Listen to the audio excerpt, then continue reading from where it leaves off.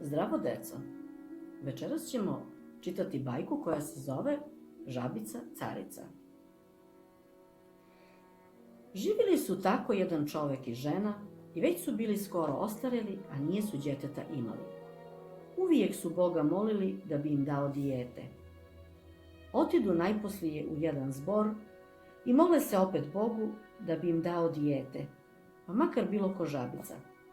A kad su došli kući, za nekoliko opazi žena da je noseća i za 9 mjeseci je rodi. Ali šta? Upravo žabicu. Ali i s tijem su bili zadovoljni. Žabica je bila uvijek vani u vinogradu i malo je kad kući dolazila. Stari je uvijek delao u vinogradu, a žena mu je svaki dan nosila ručak.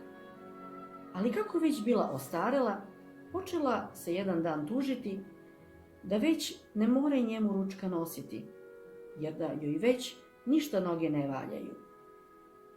Sad dođe kći žabica, a već imala 14 godina, pa reče: Majko, vidim da si stara, da već ne moreš ići ni ocu ručka nositi, već daj da ja nosim, a ti budi kod kuće. Mati joj reče: Moja kćeri, kako bi ti nosila ručak kad nećeš moći nositi? Kći tada reče: Ja ću moći, samo ti meni metni lonac na leđa, pa čvrsto sveži, te se ništa ne boji. Na to mati reče: Pa probaj ako uzmogneš. Tad ona njoj metne lonac na leđa i priveže, a žabica otide. Kad je došla do zgrade od vinograda, nije mogla prijeći, nego dozove ćaću. On dođe, uzme lonac, a ona reče njemu: Sad me uzmi, pa me metni na jednu trešnju, a ti ručaj. On je digne na trešnju, a ona započne lijepo pjevati, tako lijepo da bi čovjek rekao da vile pevaju. Sad je tuda prolazio carev sin u lov, a kad je čuo pjevanje, stane pa sluša, a kad je pjesma prestala, ide on k starome pa ga pita: Stari, ko je to tako pjevao? Stari mu veli da on to ne zna. Ma kaži mi, reče on, ako je muško, bit će mi prijatelj, ako li je djevojka, bit će mi žena. Ali staroga je bilo sram kazati, pa reče da on ne zna. Potom otide kući carev sin. Drugi dan ide opet žabica ocu s ručkom, a on je opet digne na trešnju, ona stane da pjeva. I gle, opet prođe tuda krajem vinograda carev sin, pa sluša pjesmu, a kad je pjevanje prestalo, pita on staroga ko je da mora kazati.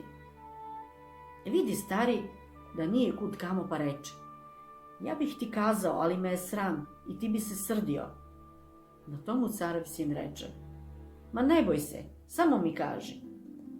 On mu sad kaže da to žabica pjeva i da je to njegova kći. Carev sin potom reče: Kaži joj neka dođe amo. Žabica dođe i još jedanput zapjeva. Mladić u sve srce skače od veselja pa reče: Ujutro će doći mojih dvaju braća ljube i donijeće svaka cvijet. Koja ljepši donese, ono je moj otac rekao carevinu ostaviti. Ti dakle dođi za mene i donesi cvijet kaki hoćeš. Žabica mu obeća da će doći. Ali mi moraš, veli, opraviti bijeloga oroza na kom ću doći.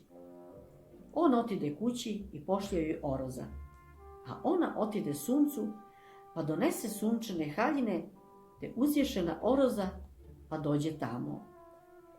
Kad je takova došla do gradske straže, ne htjedoše je pustiti, ali ona reče da će ih tužiti carevu sinu ako je ne puste. Oni je puste, a kad je došla u grad, stvori se oroz u bijelu vilu. Tada ona obuče sunčeve haljine i postane najljepša djevojka na svijetu, a za cvijet donese blat pšenice i tako dođe u carevu palaču.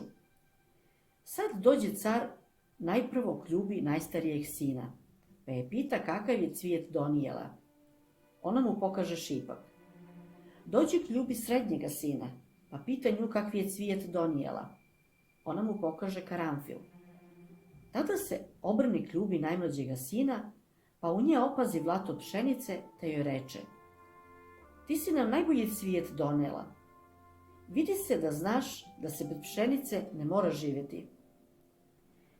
Šta će nam drugo cvijeće? Udaj se za najmlađega mojega sina, njemu ću ostaviti svoju carevinu. I tako postade žabica carica. To je bila bajka za večeras, draga deco. Vidimo se sutra u isto vreme na istom mestu. Ćao!